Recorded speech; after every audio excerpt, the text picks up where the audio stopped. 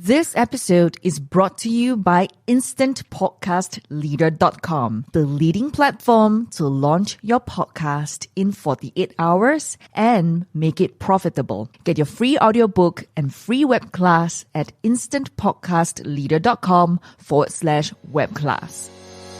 A strong and independent woman is something to behold. She pays her own bills, buys her own things, and she doesn't let a man affect her stability or self-confidence. She is a soul-rich woman.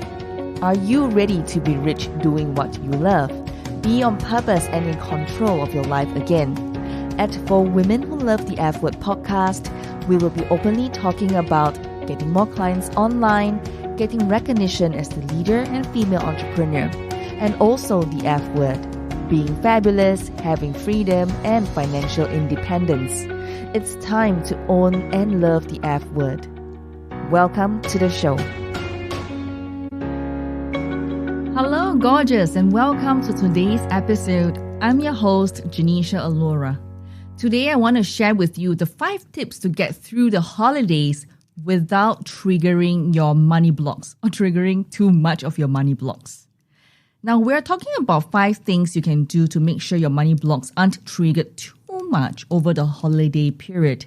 Now, this is the time of the year that can get very stressful for some people, but it doesn't have to be because we are soul-rich women.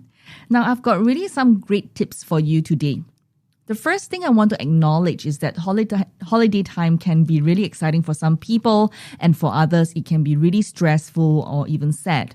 So don't beat yourself up over it. Either way, especially for this year. It can be a triggering experience to spend time with your family and loved ones over this holiday season, particularly if you have been spending a lot of time working on your personal development and money blocks. You still might be quite vulnerable to other people's energies. Now, here are some tips to get through the holiday period without triggering your money blocks too much. Number 1, have a canned response.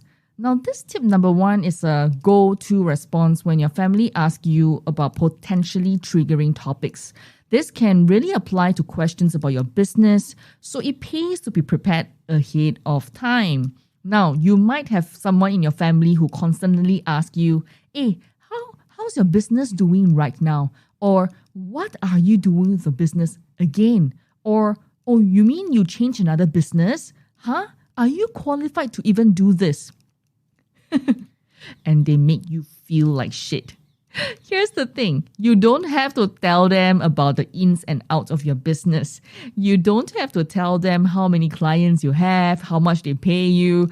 You don't have to tell them anything if you don't want to. Here's a really simple go-to response. It can be something like, hey, it's doing great. Thanks so much for asking. Well, there's a lot of things happening. I'm really very excited. Thanks so much for your concern. As simple as that. Now, my family used to ask me about my programs or even my books all the time because to them, a book meant real business. Having an online course or running something that is tangible. It looked tangible to them. So even though it was just a book or a program, it was just pretty a small part of my business. But to my family, it meant like, wow, you are real because you got the published book, you got this, you got that. So in the past, I would like kind of tell a story. I was like, well, actually a book is just one part of my marketing plan. And you know, right, an online course is something that I created because I'm very passionate about sharing. Actually, I have a lot more things in my business, blah, blah, blah. And I could literally see their eyes glaze over it, or that would lead to more uncomfortable, awkward situations and conversations about, oh, so you help people with money, but you're bankrupt. How does it work? Oh, so you help people with money, but you are doing okay only. How does that work? Oh, you help people with their money. How does it even function or work in the online world? So I just decided my go-to response was just going to be, oh, it's going great. Thanks so much for asking. It's really good right now. I'm excited about the things I'm doing now. Thank you so much for your concern. Easier said than done, Janisha. Okay, yes, I know. But the thing is, your business isn't any of their business, okay? And if telling them all the ins and outs lead to some awkward stuff or makes you feel like shit about yourself, then don't do it, my dear. Number 2, change the subject, which leads me to tip number 2, get really good at changing subject. Now, this is what we call in NLP, called pattern interrupt. Now you remember that game. I don't know if you've ever played it, but you take turns to ask each other questions and you are not allowed to say yes or no, and you have to counter with another question. So I got really, really good at that. And now you can do the same thing over the holidays. Instead of answering all the questions about business or your money or your bankruptcy or your debt or anything at all that makes you feel stressed, you know what? Get really good at changing subject. And you can say, oh, I love this steamboat that you have just made. What's in it? Hey, I love this soup. What ingredients do you use? Completely bypass what they've just asked you. Or, yeah, it's doing great. What about you? What's new on you? New on your side? What's going on with you? You know what? People love talking about themselves. So just turn the spotlight back on them so that you just put it back on them and it's easy. Change the subject again and again. Make it a game to see how long you can avoid their questions.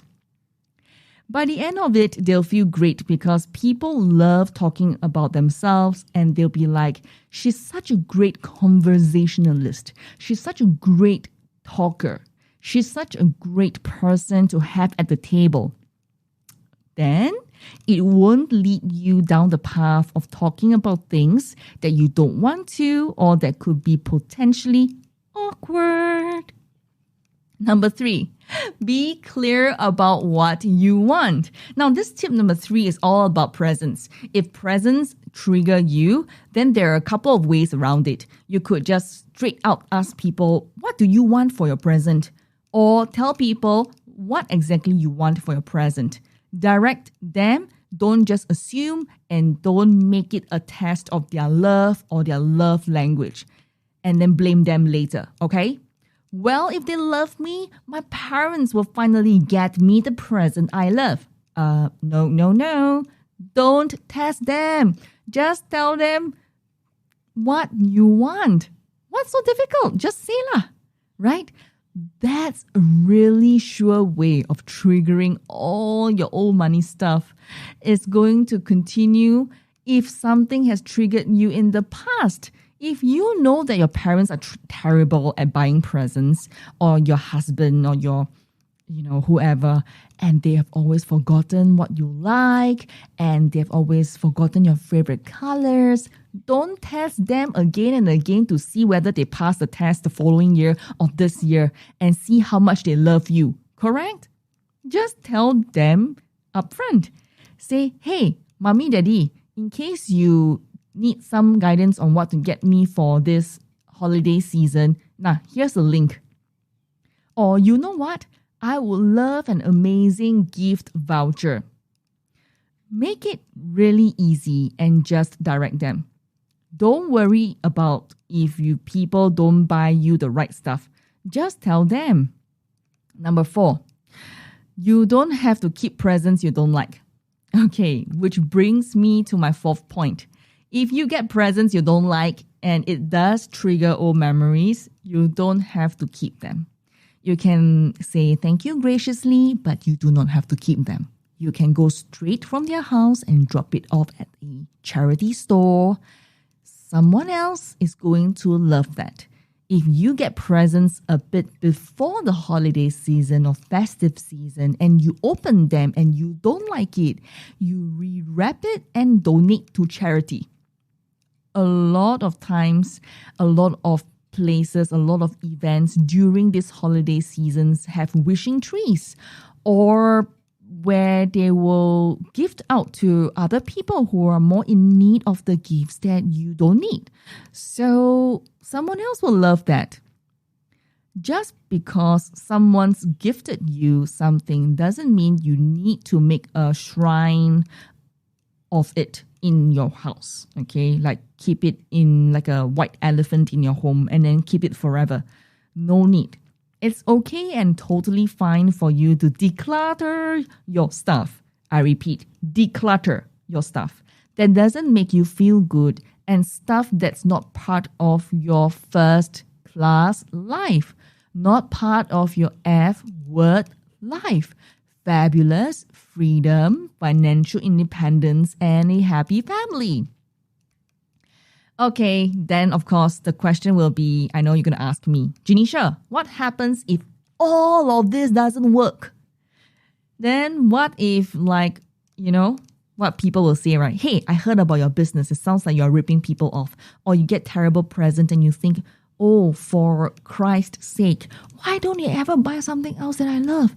Or you just feel attacked from all angles and you feel really terrible about yourself. Well, here's tip number 5 for you. Go do some EFT, emotional freedom technique, otherwise known as tapping. Now, this has saved me many times in situations where I feel bad about myself.